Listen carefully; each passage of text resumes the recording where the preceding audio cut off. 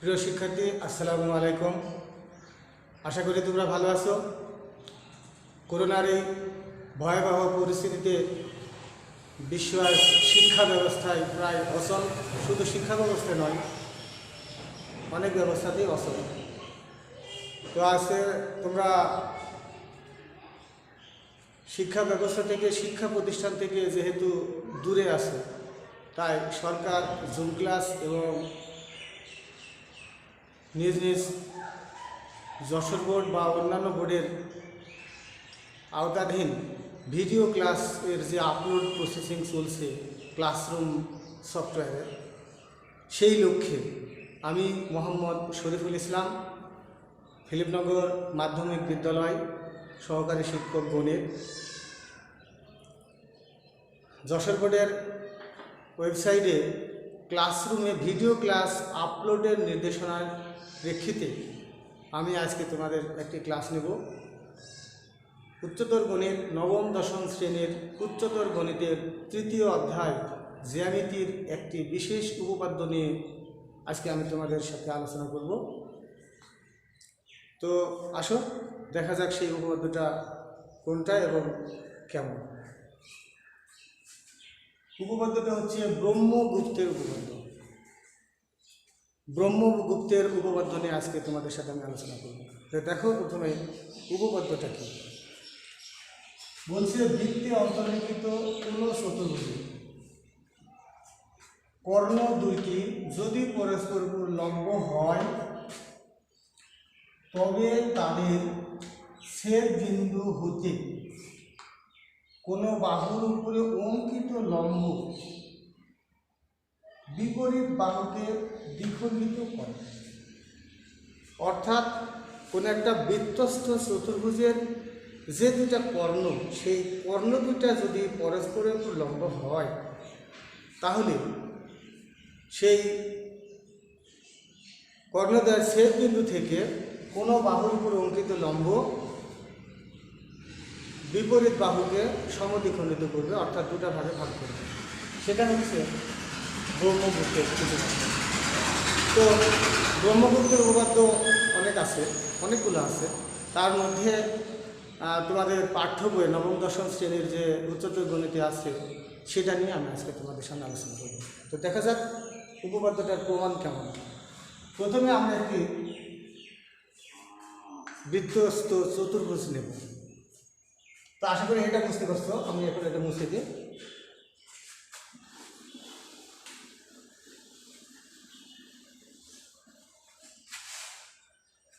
খুবই সোজা, ভয় করার কিছু নেই। আর এটা তো তোমরা জানো যে কোনো পড়া যদি তুমি পড়ার আগেই সহজ মনে করো তাহলে সেটা সহজেই তোমার আয়ত্তে চলে আসবে। তো প্রথমে আমরা একটি বৃত্ত নেব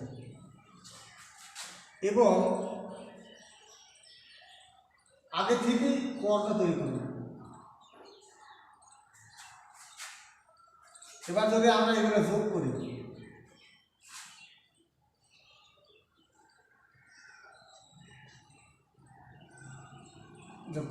তাহলে কি একটা চতুর্ভুজ হলো। এটাই বৃত্তস্থ চতুর্ভুজ। নাম দেব আমরা এ বি সি ডি এবং যেখানে মিলিত হয়েছে সেটাতে আমরা নাম দিতে পারি এম। এম নাম দিলাম। তো এটা হচ্ছে বৃত্তস্থ চতুর্ভুজ। এ বি সি ডি একটা বৃত্ত এবং এ বি সি ডি একটা চতুর্ভুজ, এবং এখানে এসি এবং ডিডি দুটো কর্ণ এবং পরস্পরের উপর লম্ব। তো এই চতুর্ভুজটা, যে চতুর্ভুজ নিয়ে আমরা আলোচনা করব, সেই চতুর্ভুজটা বৃত্তস্থ হতে হবে। এটা হলো প্রথম শর্ত। দ্বিতীয় শর্ত হলো যে ওই চতুর্ভুজের যে দুটা কর্ণ, সেই কর্ণ দুটা পরস্পরের উপর লম্ব হতে হবে। হয়েছে, আমরা এটাকে লম্ব দিলাম। এখন প্রমাণটা কি? প্রমাণটা হলো এই যে ছেদ বিন্দু, এই ছেদ বিন্দু থেকে আমরা যদি এই বাহুর উপর লম্ব আঁকি, এই বাহুর উপর লম্ব আঁকি, তাহলে এই লম্বটা পেছন দিকে বর্ধিত করলে এইটা দুই ভাগে বিভক্ত হবে। আবার আমরা যদি এই ছেদ বিন্দু থেকে এইটার করে লম্ব আঁকি, এটার উপর লম্ব, খেয়াল করে দেখো, এটার উপর লম্ব আঁকি এই বাহু সিডের উপর, সিডের উপরে যদি আমরা লম্ব আঁকি এবং সেই লম্বটা যদি পেছন দিকে বর্ধিত করি তাহলে এই দুটা সমান সমান বিভাগে বিভক্ত হবে। তাহলে আমরা যদি এখানে লম্ব আঁকি এটা বিভাগে বিভক্ত হবে, এখানে যদি লম্ব আঁকি এটা বিভাগে বিভক্ত হবে, এটার উপরে যদি লম্ব আঁকি এখান থেকে তাহলে এটা বিভাগে বিভক্ত হবে, আবার এটার উপরে যদি এখান থেকে লম্ব আঁকি তাহলে এইটা বিভাগে বিভক্ত হবে। 4 ভাগে ভাগ তুমি 4 ভাগে করতে পারবে। তাহলে আমি একটা দেখাই। তো আমি মনে করি যে এখান থেকে একটা লম্ব, এইটা সেই বিন্দু থেকে এই এডি বাহুর করে লম্ব, আমি এই লম্বটাকে আমরা এইরকম চিহ্ন দিয়ে দেবো যেটা লম্ব, এবং সেটাকে আমি নাম দিলাম ই। এবং ওই ইএম লম্বকে আমরা যদি পেছন দিকে বর্ধিত করি তাহলে এই সেই বর্ধিত অংশ এটা আর এটা সমান দুভাগে বিভক্ত করবে। আর যদি আমরা এটার নাম দিয়ে দিচ্ছি কি এফ, আমরা এটাকে চেঞ্জ করে দিই ভালোভাবে, ব্যাস। তাহলে খেয়াল করে দেখো যে এডি এর উপরে, অর্থাৎ এডি এর উপরে এই কর্ণদ্বয় ছেদ বিন্দু থেকে যে একটা লম্ব, এই যে এমএফ, এই এমএফকে পেছন দিকে বর্ধিত করলে এই যে ই বিন্দু বিসিতে ছেদ করলো, হ্যাঁ, তাহলে এই যে ছেদ বিন্দু ই বিন্দু, এই ই বিন্দু বিসিকে সমান 2 ভাগে ভাগ করবে। তার মানে ইসি সমান ইডি প্রমাণ করতে হবে, বা ডি সমান ইসি প্রমাণ করতে হবে। তা আসো কী করে প্রমাণ করা যায় দেখি। তো এই উপপাদ্যটি শুরু কিভাবে শুরু করতে হবে সেটা হচ্ছে খুব গুরুত্বপূর্ণ একটা বিষয়। যে কোনো উপপাদ্যের সেটা তত্ত্বে থাকুক বা অনুশীলনে থাকুক না কেন, শুরুটাই খুব গুরুত্বপূর্ণ। তো এটার শুরুটা কী হবে? শুরু হবে, মনে রাখবে যে এই যে লম্বটা দেখতে পাচ্ছ, যেখানে ছেদবিন্দু থেকে যে লম্বটা আসছে, এটা এই লম্বটা আঁকার ফলে এই ত্রিভুজটাকে 2 ভাগে বিভক্ত করছে। এই যেখান থেকে লম্ব আঁকা হয়েছে না, এই ত্রিভুজ থেকে কার্যক্রম শুরু করতে হবে। এই সেই লম্ব, তাহলে আমরা এই ত্রিভুজটা থেকে শুরু করবো। এখানে ত্রিভুজটা না দুইটা, একটা দুটা, এই দুটা যে কোনো একটা থেকে আমরা শুরু করতে পারি। শুরু করি আমি এখন এটা থেকে, অর্থাৎ এ এম এফ ত্রিভুজ, এখান থেকে আমাদের যাত্রা শুরু। তো লিখি আমরা এ এম এফ ত্রিভুজ, এ এম এফ ত্রিভুজে এটা যদি 90 হয় তাহলে নিশ্চিত এটা আর এটার যোগফল 90 হবে। তাহলে আমরা লিখব এখন যে এ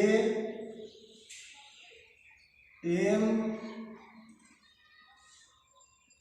এফ কোণ প্লাস এ এম এফ কোণ প্লাস এম এ এফ কোণ, এম এ এফ কোণ সমান 90। এটা তো আমরা জানি 90 ডিগ্রি। কোন ত্রিভুজের একটা কোণ যদি 90 হয় তাহলে অপর দুটি কোণের যোগফল 90 হবে, সেই লক্ষ্য সূত্র। তাহলে এই কোণ আর এই কোণের যোগফল 90। আরেকটি জিনিস খেয়াল করে দেখো, এ এম ডি, অর্থাৎ এ এম ডি সমান কিন্তু 90 ডিগ্রি। কেননা আমরা জানি এ এম ডি এর উপর লম্ব। তাহলে এখানে দেখো, খেয়াল করে দেখো, এ এম ডি লম্বের কারণে, তাহলে আমরা এখানে লিখতে পারি যে এ এম এফ কোণ প্লাস এফ এম ডি কোণ 90 ডিগ্রি, এই যে লম্ব, টোটাল লম্ব।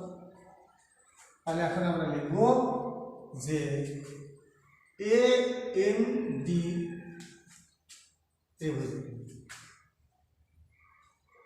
এ এম ডি ত্রিভুজ, A M D ত্রিভুজে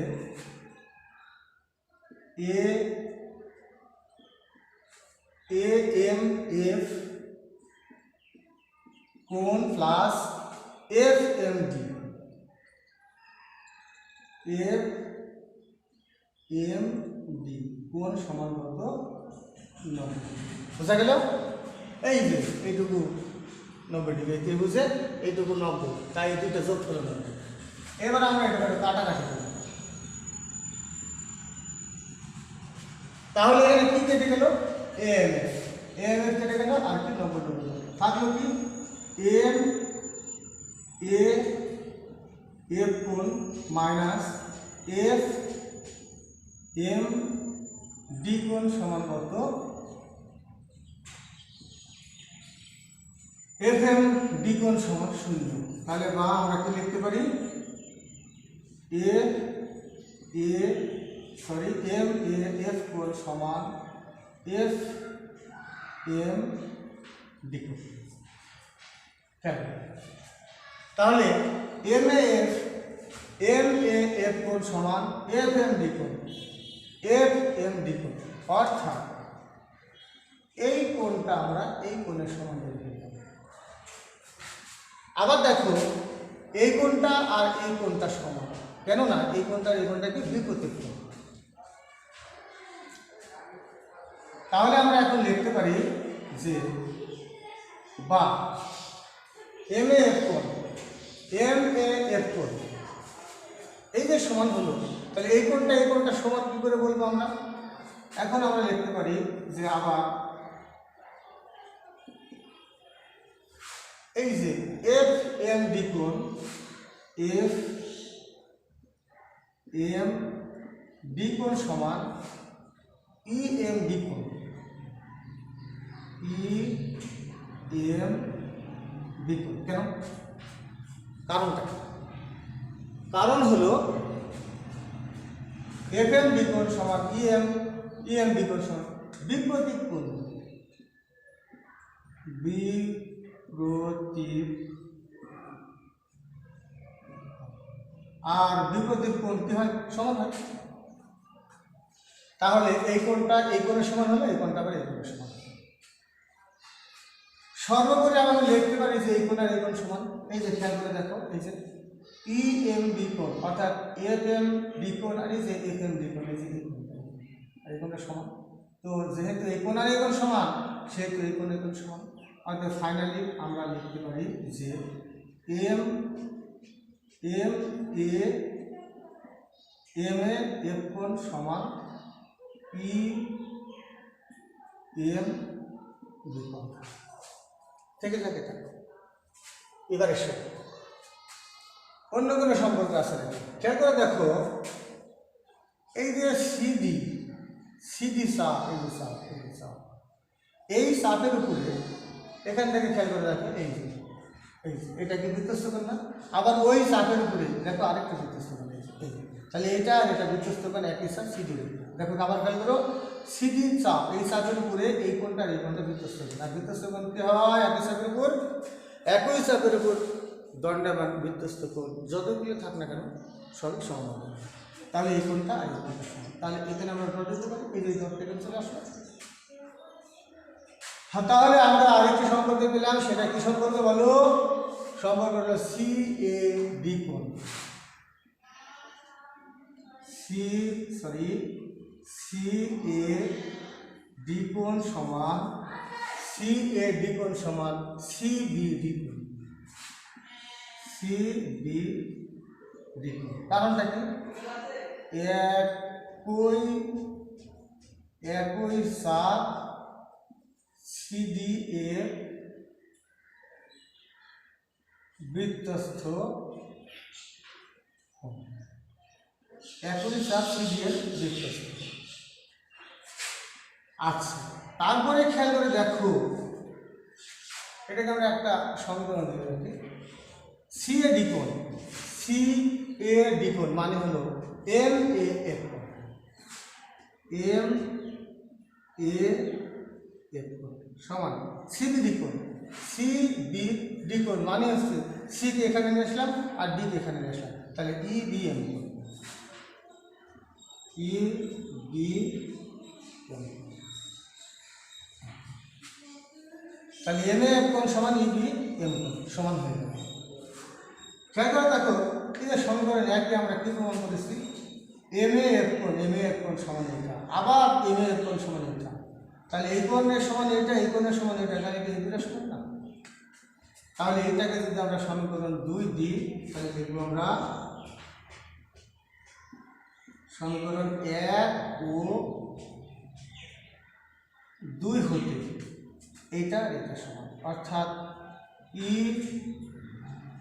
M B কোণ সমান ই বি এম কোণ, ই বি এম কোণ। তাহলে ই এম বি কোণ, ই এম বি কোণ সমান ই বি এম কোণ, ই বি এম কোণ।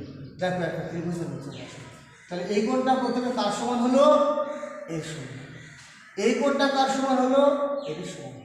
তাহলে এই কোণটা এখানে চলে এসেছে, এটা বলতে পারি আমরা।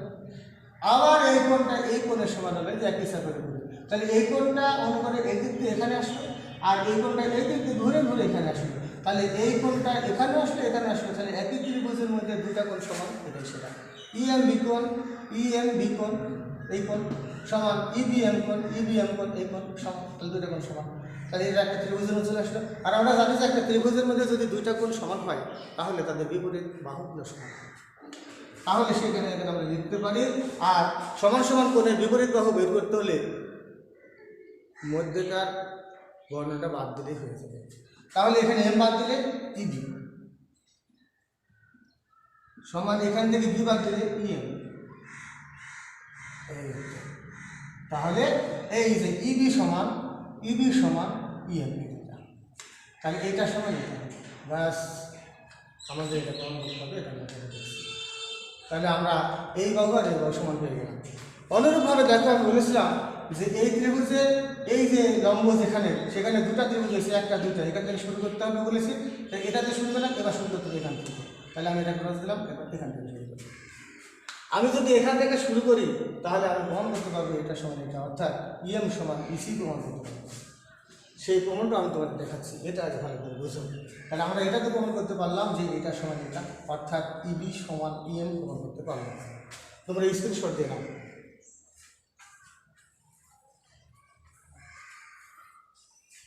তোমরা এটা স্ক্রিনশট দিয়ে নাও, আমি মুছে দিব, তারপর আমি আবার এইটা প্রমাণ করবো, এই ত্রিভুজের মধ্যে আসবো।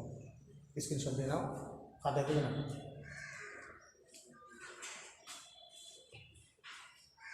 আশা করি তুলে নিয়েছ।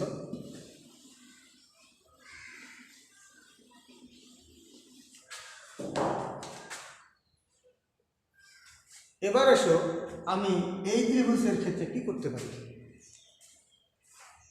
দেখো এই ত্রিভুজটায় এটা তো 90 ডিগ্রি, আমরা আগেই জানি 90 ডিগ্রি বলা হয়েছে, ওই যে লম্ব হয়েছে। তো যেহেতু এম এর এবি এর এডি এর উপর লম্ব, তাই এটা এই ত্রিভুজটা কিন্তু সমকোণী ত্রিভুজ। আর সমকোণী ত্রিভুজের এই যে এই কোণটা যেহেতু 90, তাই এই দুইটা যোগ হলো 90, এই যেটা। অর্থাৎ আমরা লিখবো এফ এম ডি ত্রিভুজে,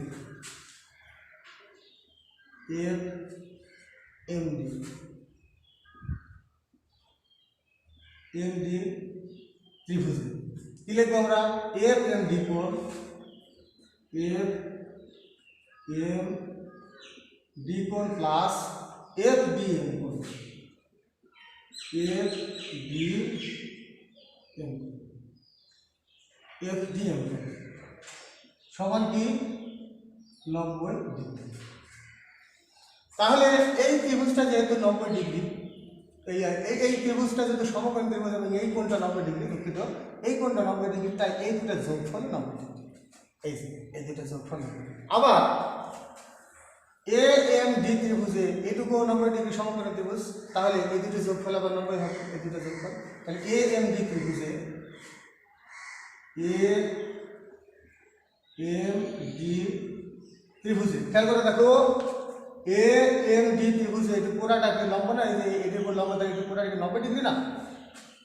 তাহলে যেহেতু পুরোটুকু 90 ডিগ্রি, অর্থাৎ এ এম ডি কোণ যেহেতু 90 ডিগ্রি, সেহেতু আমরা লিখতে পারি এ এম এফ কোণ প্লাস এফ এম ডি কোণ সমান 90 ডিগ্রি। তাহলে লিখবো এ এফ এফ কোণ, অথবা এফ এম ডি কোণ আমরা আগে লিখতে পারি, যেখানে লেখা আছে এফ এম ডি কোণ প্লাস এ এম এফ কোণ, এ এম এফ কোণ সমান কত 90। এবার আমরা বাংলা কাটাকাটি বলতে পারি। দেখো এটা সেই 7-এ শিখে আসছো, এটা কেটে গেল এফ এম দিয়ে, আর এফ এম দিয়ে কেটে গেল, প্লাস মাইনাস কেটে গেল, তাহলে থাকলে কি বলতো এফ ডি এম কোণ মাইনাস এ এম এফ কোণ সমান কত 0। তারপরে আমরা এখান থেকে লিখতে পারি কি এফ ডি এম কোণ সমান এ এম এফ কোণ, ব্যাস। তাহলে কি পেলাম এফ ডি এম কোণ সমান এ এম এফ কোণ, অর্থাৎ আমরা যদি এটা ক্রস চিহ্ন দিই তাহলে এটা, ব্যাস এই কোণটাই কোণ সমান। আবার দেখো এইটা একটা ত্রিভুজের একটা এই ত্রিভুজের সাথে এই ত্রিভুজের একটা সম্পর্ক আছে, যে এই যে বিপরীত কোণ, এই কোণটা এখানে চলে আসে, অর্থাৎ এ এম এফ কোণ সমান ই এম সি কোণ, এটা এখানে থাকবে। তাহলে এখন আমরা লিখতে পারি যে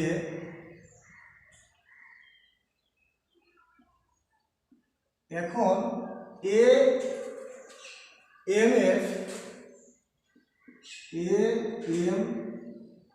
এফ কোণ সমান ই এম সি কোণ, ই এম সি কোণ। কেন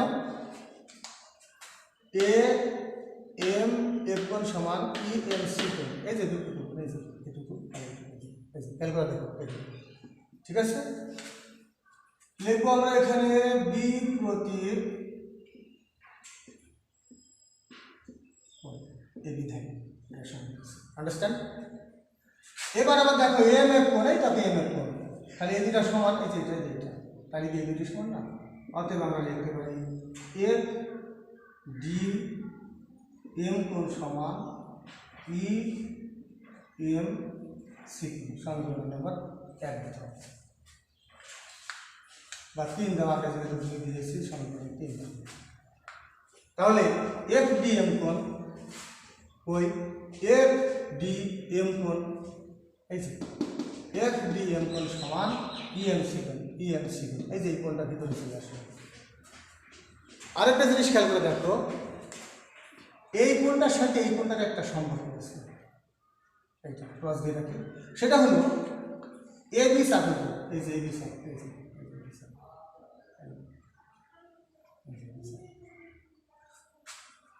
এই এ বি সাপেক্ষে করে এখান থেকে যদি আমরা এইভাবে চলে আসি, তাহলে দেখেন, তাহলে এই থেকে এ থেকে এখানে আসলো, বি থেকে এখানে, তাহলে এটা আবার যদি এ থেকে সরাসরি এখানে আসে, বি থেকে এখানে যায়, এখান থেকে সোজা এখানে আসে, তাহলে এই কোণটা এখানটা কি এটা খেয়াল করতে হবে, এই দুটা কোণই কিন্তু এ বি সাপেক্ষ। তাহলে আমরা এখানে কি লিখতে পারি যে এ বি সাপেক্ষ করে এ সি এ বি সাপেক্ষ করে, খেয়াল করো এ বি সাপেক্ষ করে, তাহলে আমরা এই কোণটা সমান করতে হলে এ সি বি কোণ, আবার এ সি বি কোণ সমান এই কোণটা, অর্থাৎ এ ডি বি কোণ,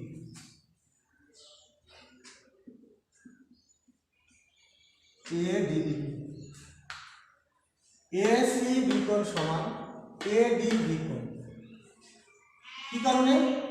এ বি সাপেক্ষ, একই চাপ লিখি আমরা, একই চাপ এ বি এর উপর বৃত্তস্থ কোণ। তাহলে একই চাপ এ বি এর উপরে আমরা এখান থেকে যদি এখানে আসি, তাহলে এইটুকু এই কোণ, আর যদি সোজা এখানে আসি, তাহলে এই কোণ, তাহলে এই কোণটা সমান। এবার আমি কি করতে পারি দেখো তো, এ সি বি কোণ না লিখে আমি লিখতে পারি না এম সি বি কোণ, কারণ এ এখানে চলে আসবে, বি এখানে চলে আসবে, একই কোণ, এ সি বি কোণও যা, এম সি বি কোণও তাই। তাহলে এখানে আমরা লিখতে পারি এম সি সমান এডিবি কোণ। খেয়াল করো এডিবি কোণ না লিখে আমরা লিখতে পারি এফ ডি এম কোণ, এফ ডি শর্ট করে একই কোণ, এর মধ্যে ডি আছে, এর মধ্যে সি আছে। এবার খেয়াল করে দেখো, এটা যদি সমীকরণ আমরা 4 দিই, দেখো তো এর সাথে কি মিল আছে, এটাও এফডিএম, তাহলে এই এফডিএম আর এই এফডিএম বাদ দিলে কি এটা সমান হচ্ছে না? সমীকরণ 3 ও 4 হতে পারে।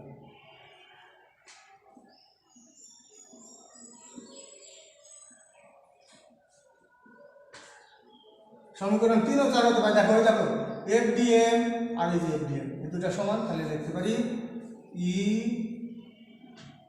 এম সি কোণ সমান এম সি ইকুয়াল, বাস সুন্দরভাবে হয়ে গেল।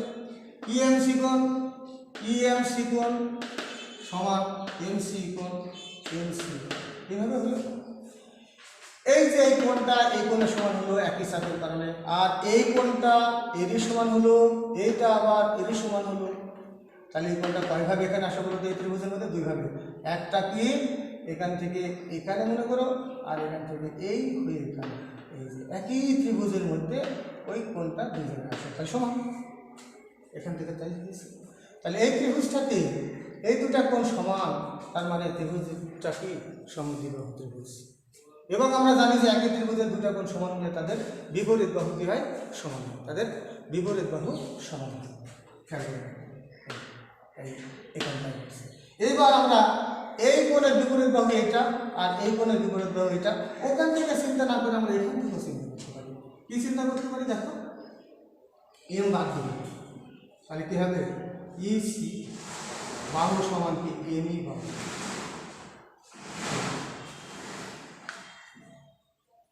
এখানে আমরা এমই লিখেছি, ইএম আগে, ও সমস্যা না, এমই বাহু আর এম বাহু একই জিনিস। তাহলে আমরা এটাকে একটা চেঞ্জ করে নিতে পারি, যদি আমরা পরে আগের সাথে মিল করতে চাই। তাহলে আমরা ইসি বাহু সমান কি হবে? ই এম বাহু, যেটা এটা তো ভেক্টর, সুতরাং এম আর এম একই কথা। আগে পেয়েছি কোনটা? এই দেখো, এইটা পেয়েছি আমরা, আর এখন কোনটা পেলাম? এটা পেলাম। তাহলে আমরা এখানে আগে যেটা পেয়েছি সেটা কোনটা? আগে কোনটা পেয়েছি? আগে পেয়েছি হলো ইবি সমান ইএম।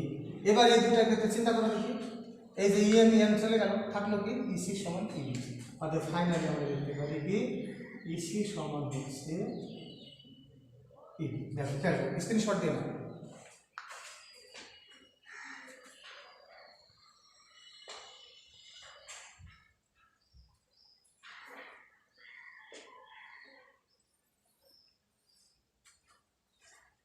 দেখো খেয়াল করো, ইসি সমান ইবি, এই যে ইসি সমান ইএম, আবার ইবি সমান ইএম, ইবি সমান ইএম, তাহলে ইএম আর ইএম কেটে গেল, থাকলো কি ইসি সমান ইবি না, ইসি সমান।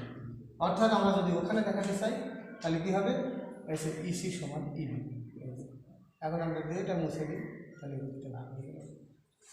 অর্থাৎ বিসি বাহুতে এই বাহু আর এই বাহু সমান, কারণ ওই যে এখানে লম্ব আর ছেদ বিন্দুর সংযোগ রেখা পেছন দিকে গঠিত করে বিপরীত বাহুকে সমান্তরালভাবে ভাগ করে, এটা চাই করছে প্রমাণিত।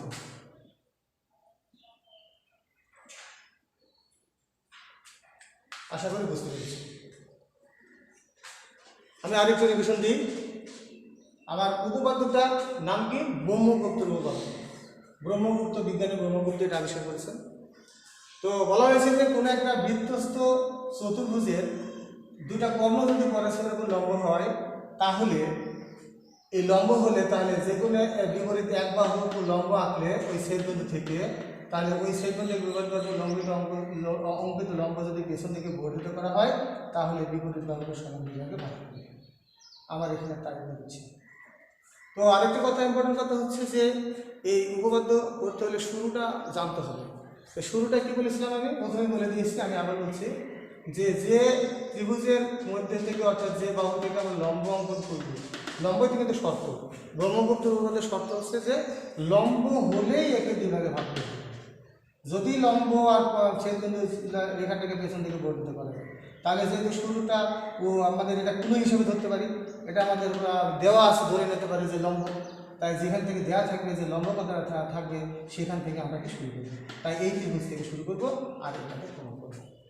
ঠিক আমরা এটা অপোজিটলি আমরা এই কাজ করতে পারি যে যদি আমরা এখান থেকে লম্ব অঙ্কন করি তাহলে এটা সমান হয়ে যাবে। এই যে খেয়াল করে দেখো, যদি আমরা এখান থেকে একটু লম্ব আঁকি এরকম তাহলে এই সমান হবে, এটা একটা সমান হবে। আগেই বলেছি আমি 4 ভাবে প্রমাণ করবো। এই হলো প্রমাণ। কোনো সমস্যা থাকলে থাকার কথা না ইনশাল্লাহ। তোমরা বাদ বাকি তিন ভাবে যে প্রমাণ সেই প্রমাণটা বাসায় করবো বেশি। এখান থেকে লম্বা আঁকবে এই দুটা সমান প্রমাণ করবা, এখান থেকে লম্বা আঁকবে একের সঙ্গে এটাকে দুটো সমান প্রমাণ করবা। এভাবে আরও যে 3 ভাবে হয় সেই 3 ভাবে তোমরা প্রমাণ করবে। পরীক্ষার খাতে এটা হুবহু নাও আসতে পারে, হয়তো এমনভাবে দেবে একটা চিত্র দিবে এবিসিডি নাও থাকতে পারে, কি কি আর ইত্যাদি থাকতে পারে। তখন তো এভাবে তুমি মুখস্থ করবো হবে না, তো মুখস্থ করা যাবে, বুঝতে হবে। তাই এটা আসলে বুঝতে চাচ্ছে কি বোঝাতে চাচ্ছে সেটা যদি আমরা বুঝতে পারি তাহলে ইনশাল্লাহ প্রমাণটা হয়ে যাবে।